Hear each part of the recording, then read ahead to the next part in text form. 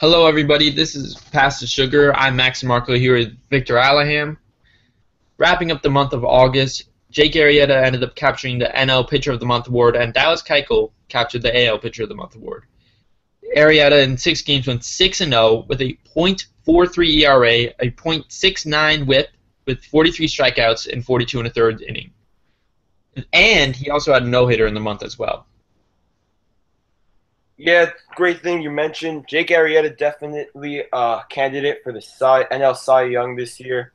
He's having the best season of his career without a doubt. And Dallas Keuchel, he is the ticket for the Houston Astros to the playoffs. In the month of August, he went 4-1 with the 1.98 ERA, 41 strikeouts, and 41 and two-thirds innings. He definitely deserved the Pitcher of the Month award. Also, his teammate Mike Fiers ended up throwing a no-hitter during the month as well. Yeah, and ironically, they both no-hitters in the month of August came against the Los Angeles Dodgers, which was very shocking to me because the Dodgers are in first place and they need to hold that position because the San Francisco Giants seem to be creeping up little by little each and every week. I mean, the main strength about the Dodgers is their pitching. They have Zach Greinke and Clayton Kershaw. Their offense, however, has not been very strong, and it's hasn't met expectations. Yeah, and they traded for Chase Utley just a couple of weeks ago, hoping that would maybe turn things around a little, but it's not working out as the way they expected. But they still have over a 7-game lead, the Giants, and they look as though they will clinch their division and advance to the playoffs once again.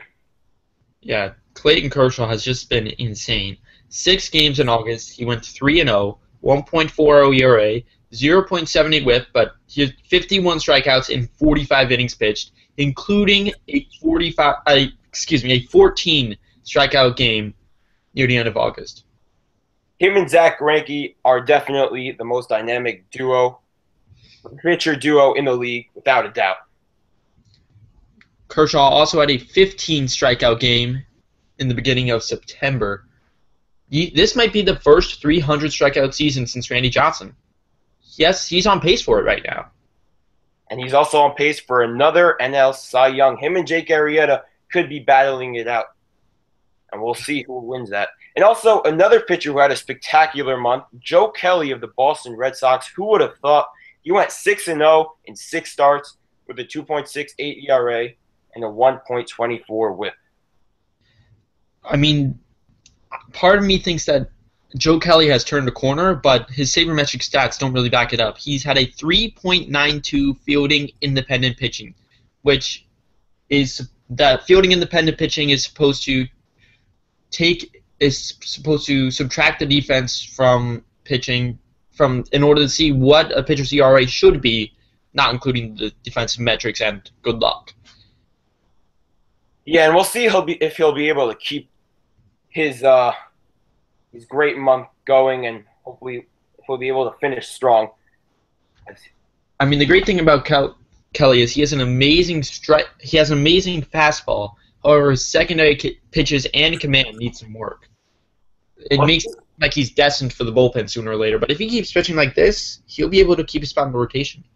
He did claim that he will win a Cy Young one day. After a month like that, he's actually backing it up. The strikeouts could be a little bit better, but he had a strong bounce back for a player who's, for most months, has had an ERA in the 4s or the 5s. That is true. You can't disagree with that. And also, I can't forget about rookie sensation Luis Severino, the New York Yankees, who made his debut earlier in August against the Red Sox.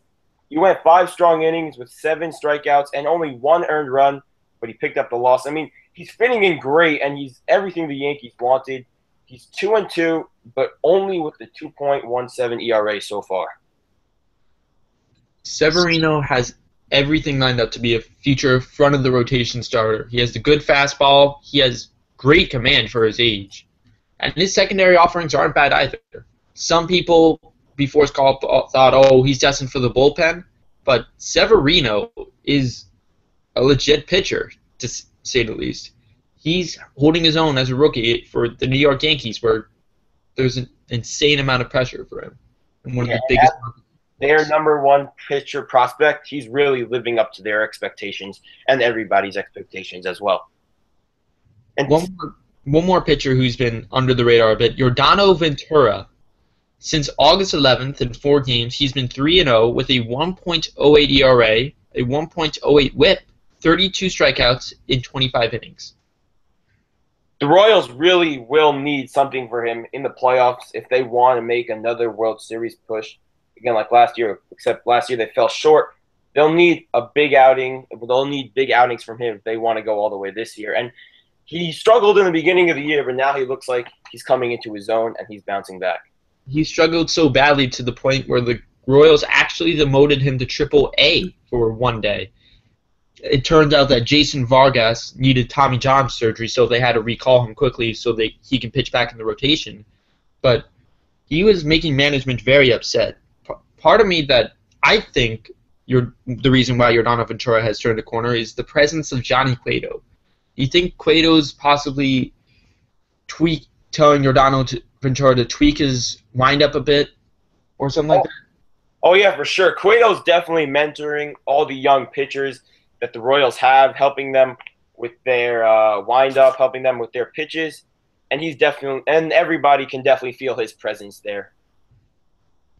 This Royals might even win it all this year. They have the rotation, they have the defense, and their offense has been better than expected. Yeah, last year if they won the World Series, they would have shocked the world. This year, if they don't win the World Series, they will shock many people. The only thing that can stop them is Madison Bumgarner. He is one of the most electrifying pitchers in baseball.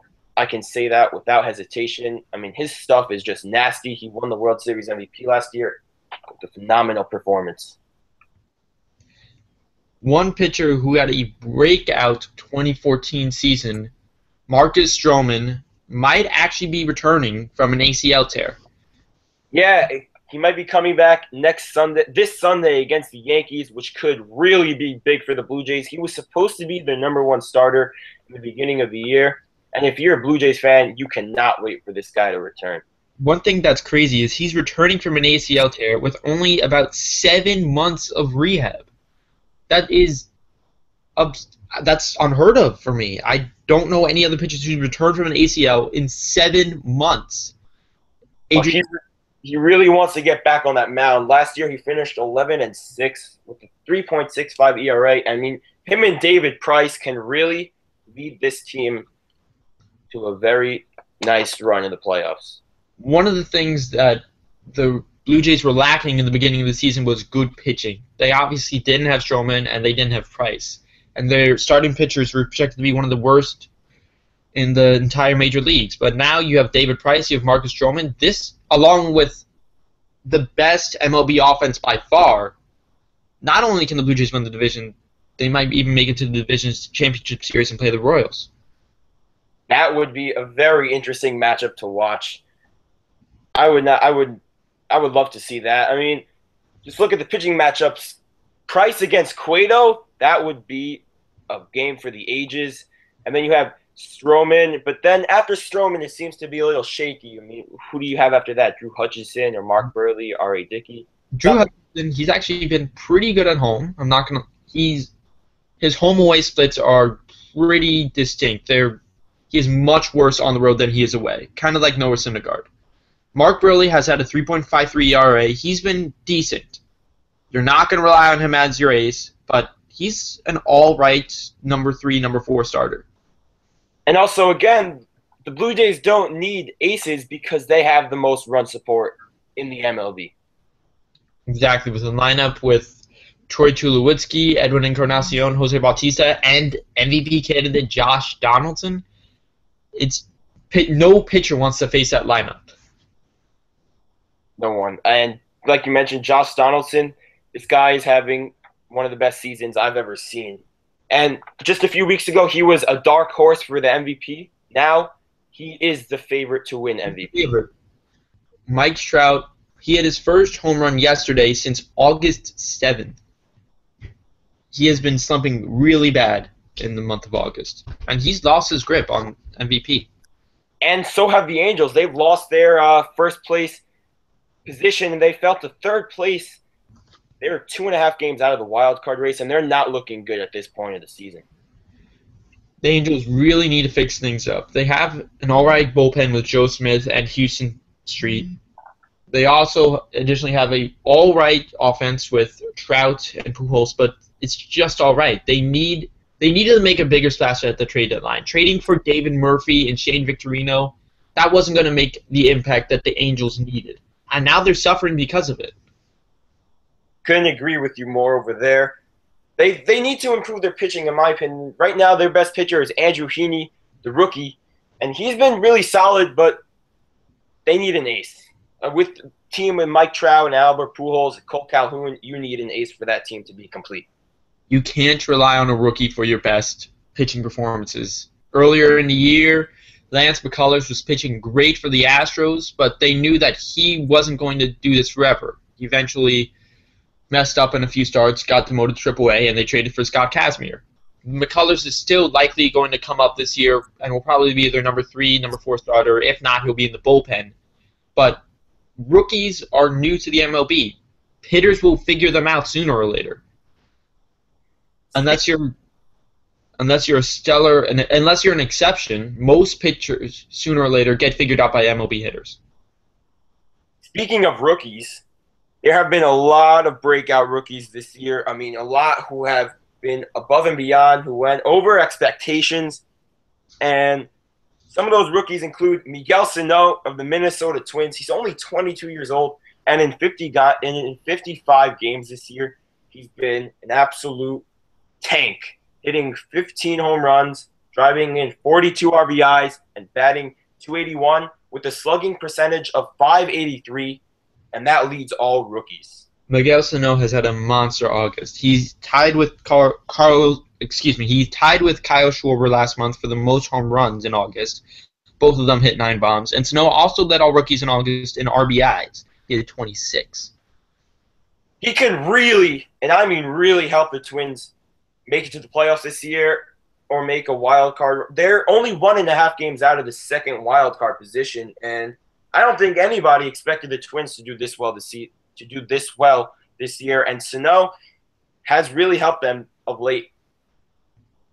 To be fair, I don't think anybody really expected Sano to even be called up in 2015 if the Twins weren't in playoff contention.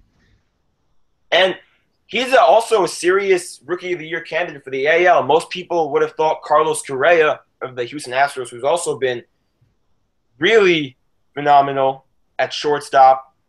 He's second in AL behind Tulowitzki in home runs for a shortstop with 16, batting .282, and he also has a lot of speed, which is what I love about him. He's a shortstop that can hit for power and can also run. He has 11 stolen bases. I love Correa. Correa is going to be a future star. The only 2 players I would rather have to start an MLB organization right now is Mike Trout and Bryce Harper. There's practically nobody better than him at this young of an age. However, I think he has Rookie of the Year wrapped up. I don't think Sano is going to be able to catch up to the lead that Carlos Correa already has. If this was any other year, then Miguel Sano would be in deep contention. However, he mainly plays designated hitter, so he doesn't play in the field, and he doesn't play defense at all, pretty much. He has 100 less at-bats, which is good for the power numbers, but will his batting average really hold up? I just don't think that he's going to win Rookie of the Year due to how late he was called up. Yeah. And also, Sano does strike out a lot. That's the only thing, in my opinion, he needs to work on. He struck out 86 times this year. If he wants to be more productive, he's got to work on that. And also, yeah, Carlos Correa has already evolved as one of the best shortstops in the league. And I think he will be one of the best shortstops in the league for years to come. The thing with Correa is at shortstops, there's not many shortstops that are two-way players. Most shortstops that are great at defense aren't good at offense. And most shortstops that are good at offense aren't good at defense. Ian Desmond, one of the premier shortstops in the league, is awful at defense. He might even move from the position next year since he can't handle playing shortstop. Hanley Ramirez was great on offense but can't handle playing shortstop on defense. That's very true. And Hanley Ramirez moved to left field, and now he's being sit out for the rest of the season because the Red Sox don't feel like he should be playing. And another player that might be coming back from his injury, which I don't understand, is Jose Fernandez, who just came back from Tommy John surgery this season. He went 4-0 when coming back with a 2.3 ERA. And then he got injured again. But now the Marlins are thinking of bringing him back, which doesn't make sense to me because if he gets injured again, that would be serious trouble. I think they should just sit him down for the rest of the season because they have no shot of making the playoffs. And then next season, with him and Stanton back, they can do some damage together. The thing with the injured players on the Marlins, this applies for both Fernandez and Giancarlo Stanton. I would slowly give them reps, make sure they're playing, make sure they're recovering from their injury, but I would not put them in game action until they are 100% ready. If that means not having them play the entire season, I would do that. They just need to get healthy right now. Don't focus on putting them in MLB. Don't rush them back from injury and risk them getting injured again. Yeah, Jose Fernandez is one of the best pitchers in the MLB right now. I mean, not like up there with Kershaw and Bumgarner, but he is one of the better young pitchers in the league. And if he gets injured again, that could really screw up the Marlins. He's their ace, and he's supposed to be their ace for many years in the future. And he's supposed to help them to make a playoff run in a few years.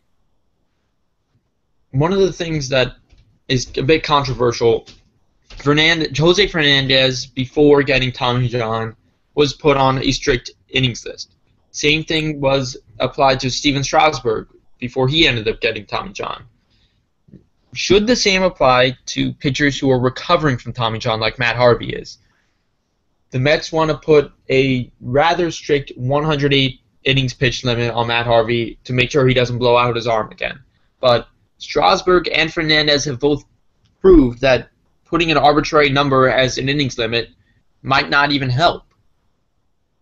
I'm really glad you brought up that topic. Other pitchers that came back from Tommy John surgery and pitched over 180 innings are Adam Wainwright, John Lackey, Chris Carpenter, and Tim Hudson, all former All-Stars, and Wainwright still an All-Star last year.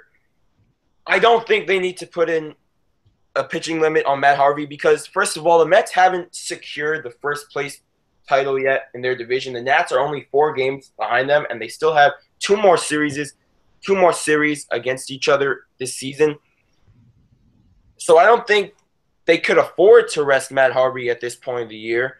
When they clinch that division and if there are still games, then I think they could afford to sit him, but not at this point. And also, the Mets bullpen isn't all that great. So if you sit him down in the 6th or 5th inning, they might have trouble with that bullpen turning it over to them, and which might cost a few runs to the opposing team. Speaking of which, with their starting pitchers not being able to go deep into games, John Neese today pulled in the 4th inning after allowing 5 earned runs on 6 hits. He also allowed a grand slam. And they're playing the Nationals right now. So if the Nationals just keep playing it the way they're playing past few games, I think they won the past 3 games. And if they keep winning and the Mets keep losing, then the Nationals will take that first place position and they'll make a nice playoff run. Smart thing to do, like you said, clinch the division, then rest Harvey. Exactly, because they can't afford to sit him right now. He is their best, if not one of their best pitchers. Him, Steven Matz, Jacob deGrom, Noah Syndergaard, they're 4 aces and the best rotation in the whole MLB, in my opinion. They need him. The Dark Knight needs to bring Gotham a playoff appearance. Matt Harvey is determined to pitch in playoffs. Harvey, yesterday in an article posted on the Players Tribune, written by him, he said, quote, "As an athlete, when your surgeon explains to you the risks of exceeding a certain number of innings, it can be alarming. You listen. I love to play baseball, and I love winning even more. I would not give that up for anything. I also know I want to be able to play and win for a long time. But there has never been a doubt in my mind. I will pitch in playoffs. I will be healthy, active, and ready to go." Unquote. Well, that's great because the Mets will need him if they will make the playoffs. He will be a big factor on their team. And the Mets have seen a big boost in their offense after acquiring Yoenis Cespedes, who's hit, I believe, 12 home runs for them in the past month and a half. And he's been an absolute stud for them, even better than Carlos Gomez was. Even if they were to have acquired Carlos Gomez instead of Cespedes, I think Cespedes was the better move and better acquisition.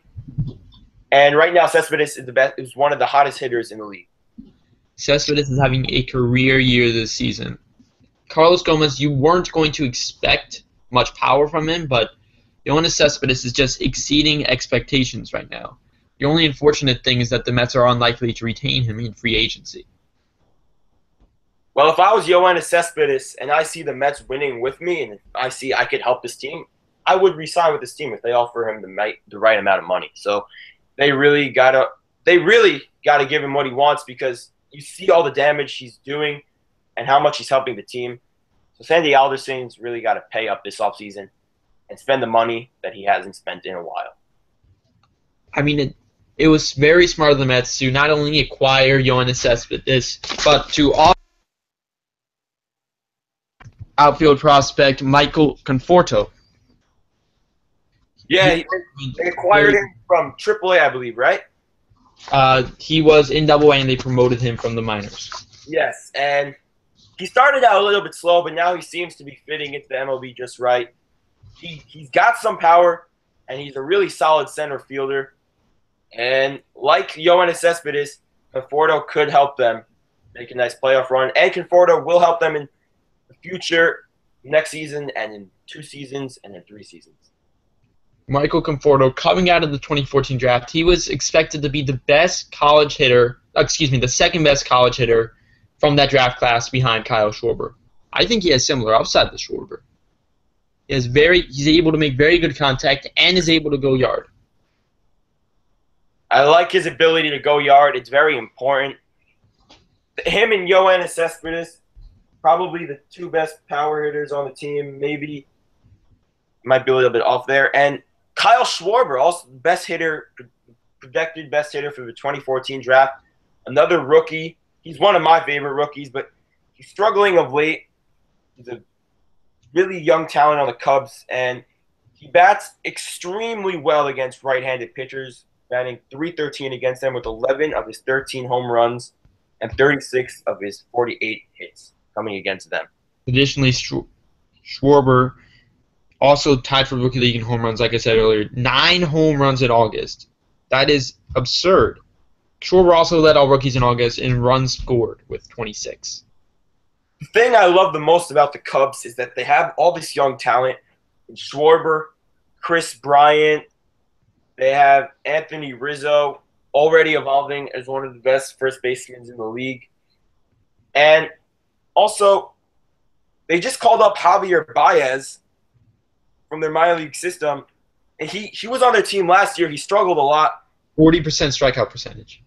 Yeah, but this season, he's batting .250 in 5 games, and he seems to have improved. And the most important thing about him is that he plays second base and shortstop, which could really be important for them, because Starlin Castro of the Cubs might be dealt in the offseason, as the Cubs try to deal him before the trade deadline, but they failed to do so. So Javier Baez might step in next year as a starting second baseman or shortstop for the team. There have been reports that Baez altered his swing so that he is getting more contact with the ball. Baez is a middle infielder that has 30 home run upside. He can reasonably hit 30 home runs in a season if he just doesn't strike out. Yeah, striking out and producing hits last year was a big problem. He only batted .169 in 52 games. But in the minor leagues, he had 89 home runs and stole 80 bases and had a .288 batting average in 1,509 games. His ability to steal bases is very crucial, and his ability to hit power. So this guy seems like a very versatile player. Cubs just have such a bright future that it's a good time to be a Cubs fan after the long suffering that they had to endure. Now, who knows? Maybe the curse of the GOAT will come to an end this season. Maybe. Now for September call-ups. Recent consensus #1 prospect Corey Seager was promoted by the Los Angeles Dodgers when rosters expanded. His brother Kyle already plays third base for the Mariners, but he can be even better than his brother. Baseball is in their family genes. Corey isn't currently getting everyday at-bats as of yet.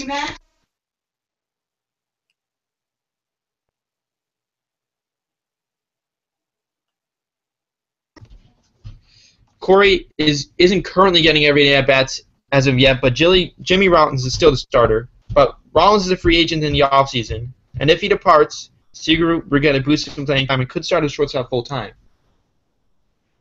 That would be very fun to watch. I'm looking forward to watching him in the future. In the minor leagues, he's had an impressive 307 batting average, 62 long balls. And so far in the MLB in 4 games, he's gone 5 for 15 with 3 RBIs.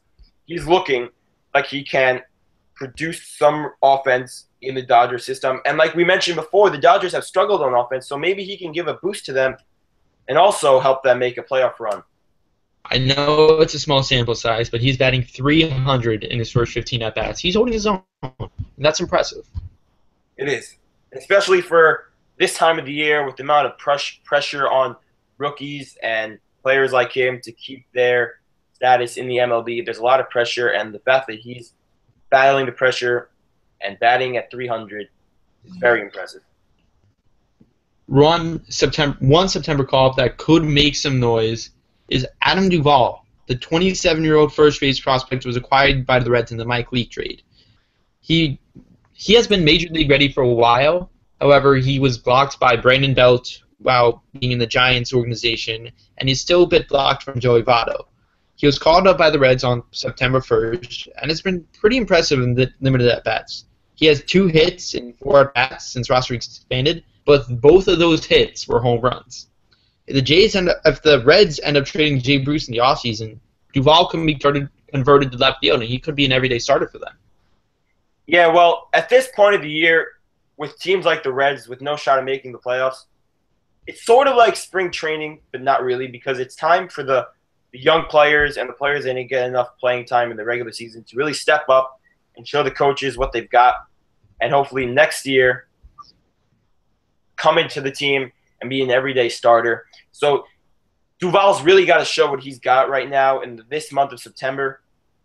And if the coaches really like what they see from this guy, he can be an everyday starter with the Reds next season, and hopefully lead them to a season where they reach 500, because they had a good season. It's about player development with losing teams like the Reds. You know there's no shot at getting into playoffs, so you want to retool yourself and make sure that your organization and your team is in the best position to succeed in the near future.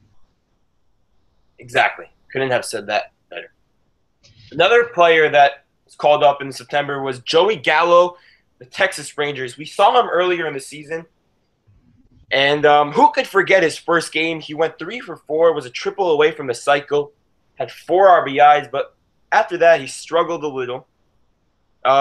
He strikes out a lot, but he had 5 home runs and 13 RBIs.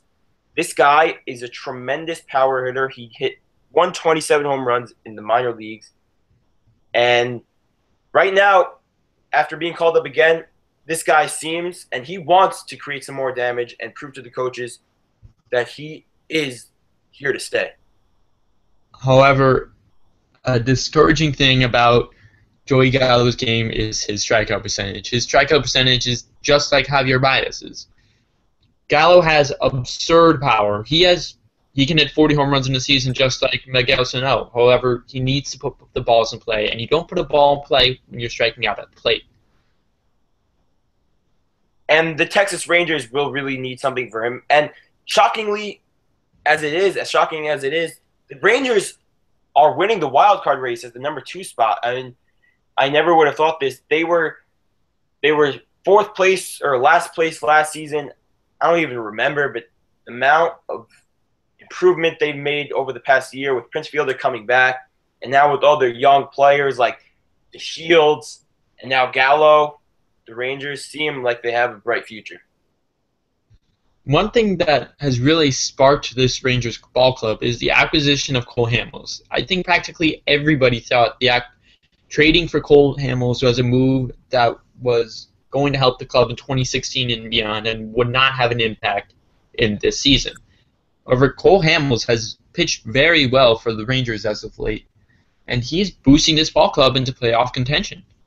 Yeah, Cole Hamels, a former World Series MVP winner, so he knows what it's like to be in the playoffs, obviously. So if the Rangers continue to hold their wildcard position and they make the playoffs, Cole Hamels could really lead their team as their ace.